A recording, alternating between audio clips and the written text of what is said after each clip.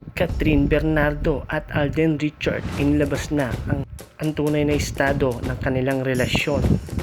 Kamakailan lang ay may init na pinag-uusapan sa iba't ibang social media platform ang mga kaganapan tungkol kay Catherine at Alden, o mas kilalang bilang Catden, dahil sa mga litrato o videos nila na kumalat at kinakiligan ng mga netizen. Para daw sa mga nakapanood, hindi raw normal ang body language ng dalawa at hindi maituturing na magkaibigan lamang. Mukhang may espesyal na namamagitan sa kanilang dalawa, lalo na nang sagutin ni Alden ang katanungan sa isang interview kung ano talaga ang status nila ni Catherine Bernardo. Hindi ito nagbigay ng specific na kasagutan, pero sinabi nito na what you see is what you get. Finally, ngayon ay lumabas na ang tunay na estado ng relasyon ng dalawa.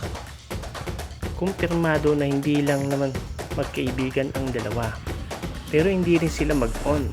Kumpirmado na pumayag na si Catherine na ligawan siya ni Alden. And yes, nagugustuhan nila ang isa't isa. Pero may pakiusap sa kanya si Catherine. Ayon kay Catherine, kung gusto daw talaga siya ni Alden maging girlfriend o panghabang buhay na babae sa kanyang buhay, ay hintayin niya raw ito at kung kailan daw siya ulit pwedeng pumasok sa isang relasyon. Hindi madali ang naging breakup kay Catherine at hindi kaagad siya makakalimot. Ayon dito, ayaw niya raw na lumabas na rebounds si Alden at ayaw niya pa raw pumasok sa isang relasyon na hindi pa talaga handa ang lahat. Gusto niya maging fair kay Alden. Sa ngayon ay binibigyan na siya ng permisyo na manligaw si Alden sa kanya. Pero hanggang doon lamang muna.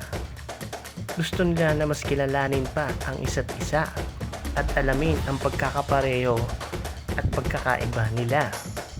At syempre itutuloy muna nila ang kanya-kanyang career sa buhay. Pero ang pinakarason ni Catherine ay ayaw niya maging unfair kay Alden. Gusto niya na munang maging okay siya at tanda ng sumapak sa ibang relasyon na papasukin niya. Gusto niya ito na ang kanyang panghabang buhay. Ayon naman sa kasagutan ni Alden, ay handa siyang hintayin si Catherine Bernardo at ligawan ito at kung ilang taon pa ang umabot. Ayon pa dito, nirespeto niya si Catherine at ang desisyon nito. Hindi niya raw may ipapangako na magiging malalim ang pagtingin at pagmamahal niya kay Catherine habang tumatagal at habang kinikilala nila ang isa't isa. Kayo ba, ano bang tingin nyo? Sila na nga ba? O mutual understanding lang? Comment down below.